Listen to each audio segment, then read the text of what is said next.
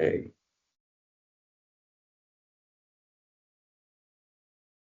Hi, good morning, everyone. Good and assalamu alaikum. We are Group 1, and today we will be presenting on understanding AML 80FA 2001, Malaysia's legal framework against money laundering and terrorism financing. This presentation is part of our coursework under the guidance of Madam Bushra Fahim at Juni Razak. This law is critical in protecting Malaysia's economy, financial institutions from being exploited by criminals. So let's begin. Hassan, if you can just go to slide 2, please. Okay. So the anti-money laundering, anti-terrorism financing, and the proceeds of unlawful activities 2001 or AML-80FA was originally enacted as the Anti-Money Laundering Act in 2001.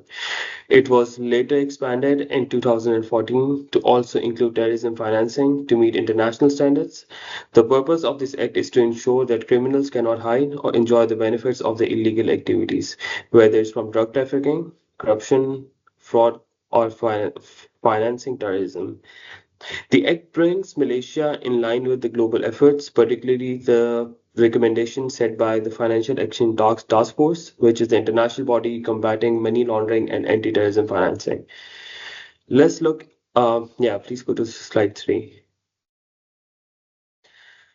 Let's look at some of the key terms central to understanding AML-ATFA. Firstly, the money laundering refers to the act disguising the origins of money obtained through illegal activities and making it appear legitimate.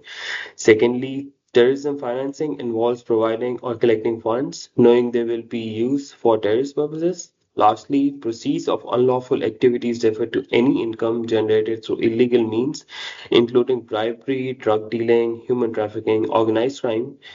These terms define the scope of the law and guides enforcement. Slide 4, stage of money laundering. Money laundering typically occurs in three stages. The first stage is placement, where illegal money is introduced into the financial system, often through cash deposits, purchase of assets, or smuggling. The second layer is layering, where a series of complex transactions are made to obscure the origin of the money. This can involve wire transfers, shell companies, and offshore accounts. The final stage is integration, where the money re enters the economy as if it were legitimate, often used to buy property, invest in businesses, fund luxury lifestyles. Understanding these stages helps financial institutions or authorities that detect suspicious activities. Now I would hand over to Hassan Mohammed Hassan to cover the next three slides for code provisions and reporting obligations. Thanks, Usman, for providing me the opportunity. So, AML ATFA has a wide scope and includes offenses like money laundering, terrorism financing, and dealings in proceeds of crime. It makes it a criminal offense to engage with transfer or convert criminal property, even if you did not commit the original crime. So, the Act also mandates financial institutions and certain professionals to report any suspicious transactions they come across. One of its powerful tools is the ability for authorities to freeze or seize any assets linked to the unlawful activities, thus stopping the movement of dirty money. So, in terms of reporting obligations, reporting requirements under AML ATFA are very specific. Entities such as banks, lawyers, accountants, and money changers are considered reporting institutions. They must observe all transactions for red flags such as unusually large cash deposits, inconsistent client behavior, or cross border transfers with no clear purpose. They are required to file suspicious transactions report, also known as STRs, with Bank Negara, Malaysia. These reports are confidential but really crucial. They must also maintain proper records of transactions and customer identity for at least 6 years to aid investigations when needed. So, in terms of enforcement agencies, several government bodies play key roles in enforcing AML ATFA. Bank Negara Malaysia is the primary regulator and ensures financial institutions comply with the Act. The Malaysian Anti-Corruption Commission, or the MAC, I would say, investigates a corruption-related laundering cases. The Royal Malaysia Police handles investigation relating to both money laundering and terrorism financing. And finally, Custom and Immigration Department worked at the borders to prevent smuggling of cash and other assets linked to crime. These agencies often work together, including with international partners, to build strong enforcement. Alright, so I'll hand over to Ahmed to present regarding the penalties under AML and ATFA. Thank you so much, Hassan, for providing the opportunity. So I will start with the penalty section, which is AMLFTA, Anti-Money Laundering and Terrorist Financing Act, imposes strict penalties for violations to defer financial crime. For individuals, the law allows fine up to 5 Malaysian ringgit or imprisonment for up to 15 years or both. If a company is involved in money laundering, it can be fined up to 100 million ringgits.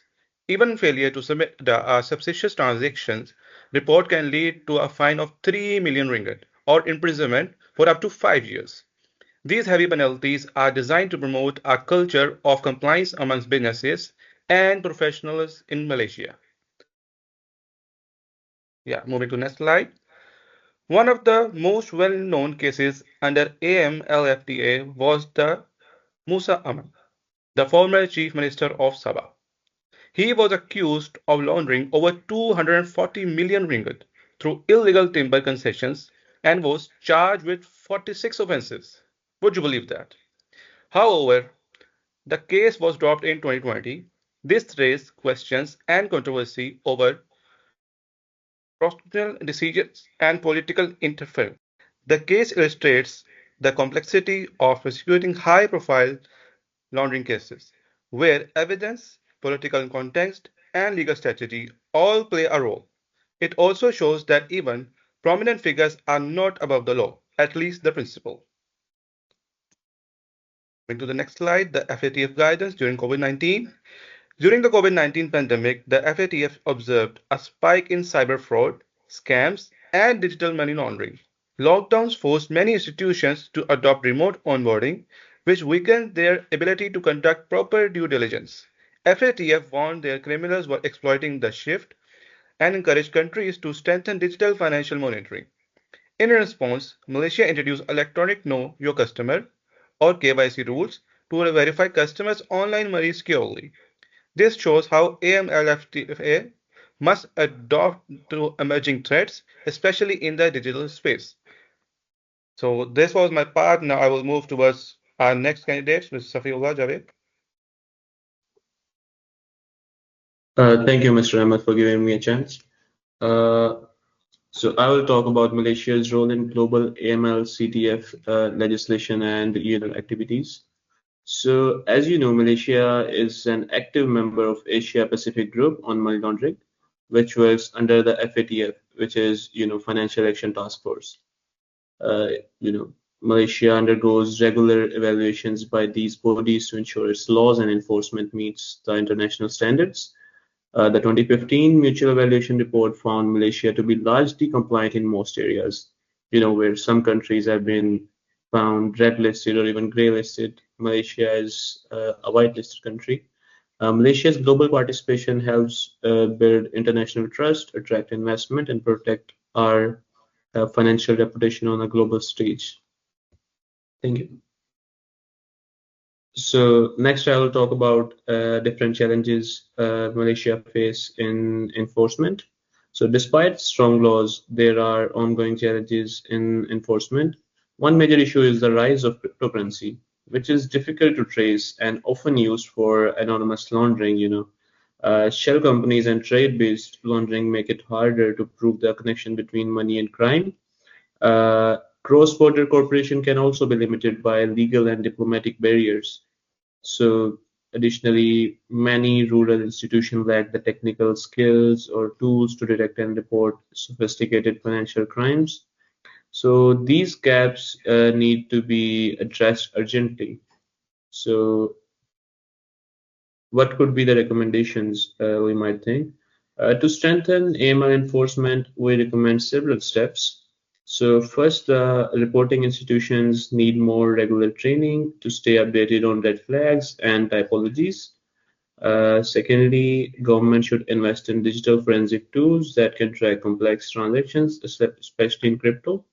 And third, AI should be used to detect suspicious patterns across vast amounts of data. Lastly, better coordination among agencies will reduce duplication and improve results.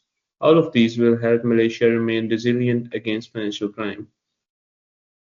Now moving to the conclusion.